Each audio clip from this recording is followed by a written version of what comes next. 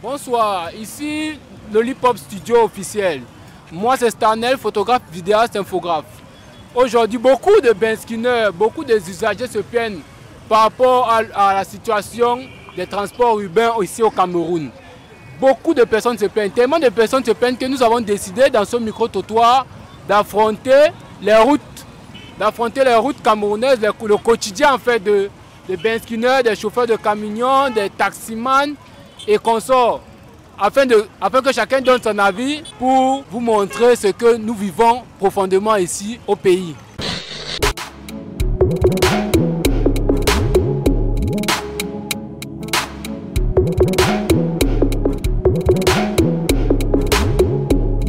Comment trouvez-vous le transport urbain actuellement? Le transport urbain au Cameroun n'est pas... Tout est à refaire, franchement. Tout est à refaire. Le matin, quand on va accompagner les enfants, on a l'impression comme si Douala n'a jamais été arrangé. Il y a un souci d'urbanisation. Les routes sont coupées. Aucune route n'est bonne. Si oui, même pour aller à l'ouest, pour sortir à Douala, il faut sortir à 5 heures. En un mot, pour arriver à temps. Bonsoir, bonsoir monsieur. Bonsoir. Bon, comment trouvez-vous l'état des transports urbains actuel au Cameroun? Le transport urbain pour moi actuellement c'est dans l'anarchie totale. Vous-même regardez ce qui se passe comme dans l'environnement, dans le monde de Cargo de Bonabéry. Vous voyez comment ça se passe, le désordre total. Donc pour moi, il va falloir qu'on essaie de voir comment on peut faire pour bien surseger le transport urbain. Accompagnement la ligne de Bokoti-Bonabéry.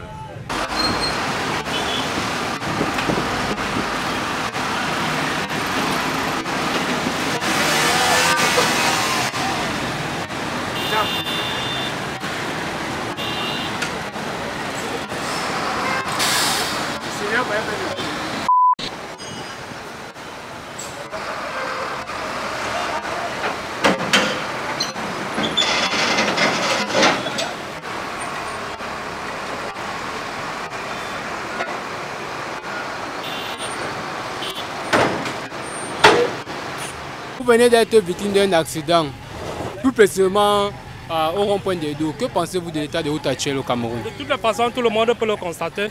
C'est vrai, aujourd'hui je suis victime, donc je suis un peu aussi confus par rapport à l'état de route. Bon, parce que pour que vous constatez l'état de route, il faudrait que vous soyez victime comme ça vient juste de m'arriver. Déjà, je ne peux pas parler de façon positive à ce qui concerne la gouvernance de ce pays par rapport aux routes, par rapport aux infrastructures. Tout le monde sait vraiment, je ne sais pas s'il faut encore dire quelque chose par rapport à cela. C'est votre première fois ou bien vous avez déjà eu à faire plusieurs accidents? Non, ça, je ne peux pas dire que c'est pour ma première fois. Ce n'est pas pour ma première fois. Plusieurs fois, j'ai fait les accidents presque chaque jour. Toujours à cause de l'état de route. Que pouvez-vous dire à la société pour les routes? Moi, j'appelle seulement au changement. C'est la seule chose que je peux dire. Peut-être que c'est le changement qui apportera un nouveau visage au Cameroun. D'accord, merci monsieur.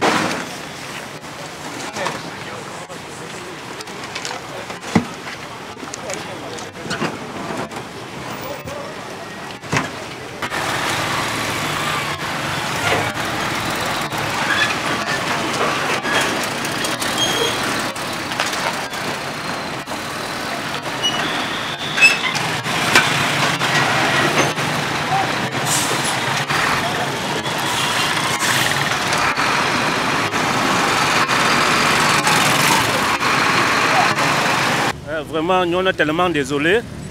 On ne sait plus quoi dire présentement. Parce que avec l'état de route que, regardez moi-même,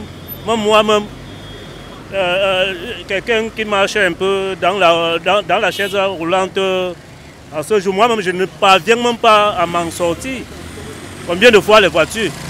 Je te dis, c'est très grave. C'est très grave.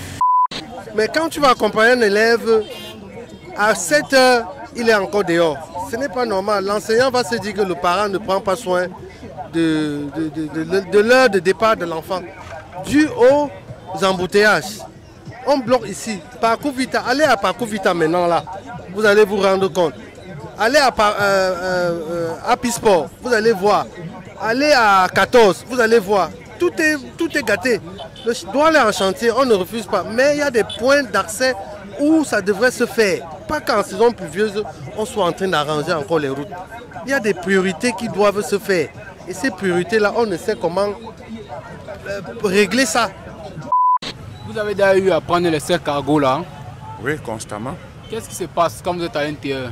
Par exemple, non, ça se passe bien. Ça se passe bien. C'est censé. Le problème est qu'on est tellement surchargé. Vous voyez, non, c'est comme dit le coach Bonabert, c'est 200 francs. Et on se retrouve à 5 par banc, ma foi, même 6 par banc. Donc, ce n'est pas du tout évident. Et avec monnaie, vous-même, vous voyez, vous voyez l'État. Donc, l'État, ce n'est pas approprié. Donc, si on pouvait trouver un moyen pour revoir comment on peut faire pour le recaser normalement pour qu'ils soient à jour, non seulement pour nous aussi, pour les usagers, même pour eux-mêmes. Pourquoi ne pas prendre Sokatu si vous vous plaignez des cas de Ndokochu? Sokatu tombe trop en panne. Il y a le nouveau bus Sokatu, non? Bon ben voilà, ça dépendra. On va voir. Et puis Sokatu, c'est lent, tu vois, non? Quand peut-être tu es pressé, tu vas aller à Bonabé, peut-être à Nestlé. Bien sûr qu'il y a les bus de Sokatu qui vont à Nestlé, mais avec les embouteillages, le Sokatu est tellement lent, très très lent même. Bon, le transport comme n'est pas quand même très bien compris, on peut dire. Puisque l'état de la route, les motos avec les accidents, les taxis aussi problème des pièces qui posent souvent un problème dans le déplacement. Comment trouvez-vous l'état du transport urbain? En ce qui concerne l'état du transport, que ce soit urbain ou on part d'ici pour d'une ville à l'autre, les routes sont foutues. Oui, l'état de route ne permet pas. Moi, je suis de l'Ouest, par exemple. Quand je quitte Tchang à 8 h le matin, j'arrive à Bonabéry, par exemple, dans l'après-midi. Pour arriver chez moi, rien que le tronçon de Carrefour Musique, pour traverser le pont du Vouri, c'est tout un calvaire. C'est maintenant qu'on a essayé d'arranger même le rond-point sapeur-pompier. Et les travaux y sont jusqu'à présent. On y travaille, on continue à travailler là-bas. Comment trouvez-vous l'état du transport urbain en fait? En fait, le transport est là, avec toutes les difficultés que nous je ne sais pas comment dire, avec toutes les difficultés que nous traversons au quotidien, l'état de la route, et puis c'est le problème. Le transport, en fait, que ce soit urbain ou interurbain, la difficulté, c'est l'état de la route. C'est ça qui fait un problème. Et nous sommes obligés d'augmenter un peu les enchères parce que ça nous tue vraiment la moto. La moto tombe en panne tout le temps. Et on a de sérieux problèmes avec nos clients parce qu'ils ne veulent pas augmenter quelque chose. C'est en fait ça. Et également le carburant qui coûte énormément cher. Vous voyez, on ne peut pas débourser 840 francs. Et avec l'état de la route et s'en sortir aussi facilement. C'est ça le véritable problème. C'est ça aussi, c'est ça. Sinon que nous faisons des efforts au quotidien, les passagers, bon, avec tout ce que nous traversons, ils se battent aussi à faire ce qu'ils peuvent faire et puis le tout est joué. En ce qui concerne le transport au Cameroun, surtout dans la ville de Douala, je n'ai jamais pris autre chose que la moto. Donc je me déplace uniquement avec la moto. Donc en ce qui concerne les voitures, bus, je ne peux pas donner mon avis parce que je n'ai aucune expérience vis-à-vis de ça, mais je me déplace toujours via la moto. Et pourquoi toujours la moto? Parce que c'est rapide, vu les embouteillages et tout. Parce que même avec la moto, tu ne pars pas plus vite parce qu'à un niveau, la moto même ne circule plus, surtout à Douala. Et ça, tout ça parce que l'état de la route et tout, l'eau, donc il y a plusieurs obstacles en fait. Et quand vous prenez, pensez-vous que la moto est plus rassurante que le taxi ou bien le bus? Non, la moto n'est pas plus rassurante, mais on veut arriver, quand on se lève le matin, on veut aller quelque part, on doit s'assurer qu'on arrive tôt. Raison pour laquelle on prend la moto, on risque. Et vous prenez quel type de transport au quotidien? Et prendre plus la moto, puisque la moto pour nous laisser au quartier. Le taxi ne peut pas encore au quartier. Il prend plus la moto. Et pour vous, la moto est plus sûre que le taxi? Non, non quand même. Pourquoi prenez-vous donc la moto? Non, parce que ça peut me laisser au quartier. Si vous avez dit, la moto peut me laisser au quartier. Quand on a une distance où d'ailleurs seulement descendre le goudron et pour le taxi. Et qu'est-ce que vous avez dit? Vous avez subi un accident lié à la moto? Racontez-nous un peu. Non, juste des petits accidents. Juste des petits accidents, pas un truc grave. Là... Tombé dans la boue, entrer dans un trou et sorti mal dans un truc comme ça. Et à travers tous ces incidents, vous pensez que la moto est bien pour vous? Non. Puisque l'accident avec la moto, c'est le contact direct avec le sol ou un truc comme ça. Là. Dans le taxi, c'est d'abord... Et vous prenez souvent quel moyen de transport pour vous déplacer? La moto. Parce que si j'utilise la voiture, je ne vais jamais arriver à temps. En un mot. J'ai des rendez-vous avec des clients où ils me disent sois là à 7 h avant que je ne sorte. Si je prends le taxi, je vais arriver à quelle heure? À 10 h. Et est-ce que la moto, elle est sûre? Bon, la moto n'est pas aussi fiable, mais c'est le moyen de locomotion le plus rapide. Si oui, ça sert, mais quelque part, il faut choisir, c'est le bon Dieu, il faut choisir un parent responsable.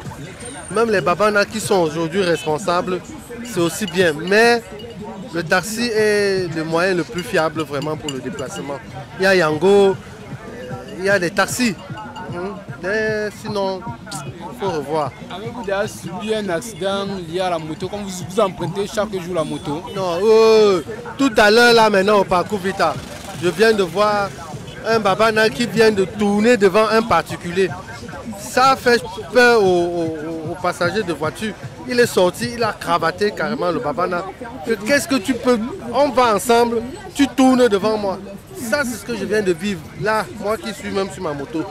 Et quand vous voyez tout cela, vous avez encore le cœur de mettre votre enfant sur la moto que pas à l'école? Quelque part, moi-même, je ne peux pas trop compter sur la moto. Mais la moto n'est pas quand même un moyen de déplacement pour les élèves.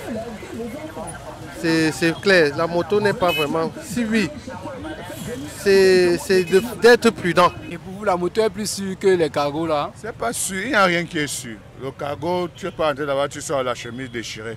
La moto, c'est toi le pare-choc, c'est toi le garde-boue, c'est toi tout. Donc il n'y a rien de sûr là dans tout ça. Donc c'est Dieu qui nous protège. Voilà. Ok, merci monsieur. Avez-vous déjà subi un accident lié à la mauvaise route? Mais c'est chaque jour, on n'a même plus besoin de dire c'est chaque jour. Moi je le retrouve. Je m'en vais chercher de quoi vivre. Et vous avez déjà fait un accident avec votre voiture? Plusieurs fois, dernièrement, je suis tombé dans le mardeau là, ici là, au pont. C'est des gens qui sont venus m'aider à me soulever parce qu'il n'y avait pas moyen. Regardez si peut-être c'était à l'heure où personne ne passait. Je devais faire comment? Mais tout ça, c'est à cause de quoi? C'est à cause de l'état de la route. L'état de la route, c'est tellement... On ne comprend plus rien. Hormis la moto, avez-vous déjà pris un autre transport urbain? Tout à fait, je prends le cas de transport pour me déplacer pour aller à l'ouest. Effectivement, c'est toujours le même problème. Parce que sur l'axe là, c'est la même chose. Là, vous voyez la pénétrante ouest, tu arrives là, pour traverser, il faut 3-4 heures de temps. Bien même quand tu traverses pour aller à l'ouest, c'est le temps que tu mets, ce n'est pas convenable. Hein. Tu fais pratiquement 8 heures de temps pour aller à l'ouest, c'est à cause de l'état de la route. Et puis c'est fatigant, ça décourage en fait. Et qu'est-ce que vous pouvez dire au ministre des Transports pour améliorer l'état des transports urbains en fait? Et avez-vous déjà subi un accident lié à la moto? Effectivement. Racontez-nous un peu s'il vous plaît. Bon, c'était quand je rentrais de mon boulot comme vous m'avez trouvé. J'ai pris la moto de fin Goudron Bangladesh pour lundi. Oui, c'est vrai, la route était... Il n'y avait pas d'embouteillage et tout. C'est juste que c'est le chauffeur qui a mal manœuvré et nous sommes tombés. Grâce à Dieu, ce n'était pas tellement grave. Mais depuis que je suis à Douala, je n'ai jamais fait l'accident avec la moto, à part cette fois-là. Et si vous rentrez tard dans la nuit, vous sortez d'une partie et tout, vous allez prendre la moto ou bien le taxi? Non, déjà dans mon quartier, le taxi, ça n'entre pas. Donc du coup, je suis obligé de prendre la moto pour entrer à la maison. Et en ce qui concerne ma sécurité, dans le secteur où je prends la moto, il y a toujours des benzineurs qui ont l'habitude de me ramener chez moi. Donc je n'ai pas besoin de dire à quelqu'un que je vais sur telle place. Donc du coup, quand j'arrive, il me dit mon gars, on part. Dès que je dis oui, il m'amène directement à la maison. Et maintenant, si vous vous retrouvez dans un endroit où il n'y a pas vos benzineurs là. Il n'y a pas même, je prends le risque, je dois aller quelque part, je suis obligé de prendre la moto. Donc c'est comme l'aventure en fait. Mais le Cameroun d'abord c'est l'aventure, gars. Pardon, on demande vraiment que l'État puisse voir quelque chose pour cette route camerounaise. Et vous pensez que cette route va être arrangée? Ah, nous on prie tout à Dieu maintenant parce que nous on ne doit plus dire que parce que nous on est fatigués. Oui, aujourd'hui là, nous on est tellement, que ça, depuis le temps où on a arrangé ces routes jusqu'à aujourd'hui, donc c'est les mêmes routes qui se sont gâtées au même moment. Donc c'est la route que si c'était en 1990 qu'on a arrangé. Donc maintenant en 2025, ça devait être périmé. Tous ces routes sont déjà périmées toujours au même moment. Donc tout est fini. C'est partout. Donc, vraiment, merci. Merci, monsieur.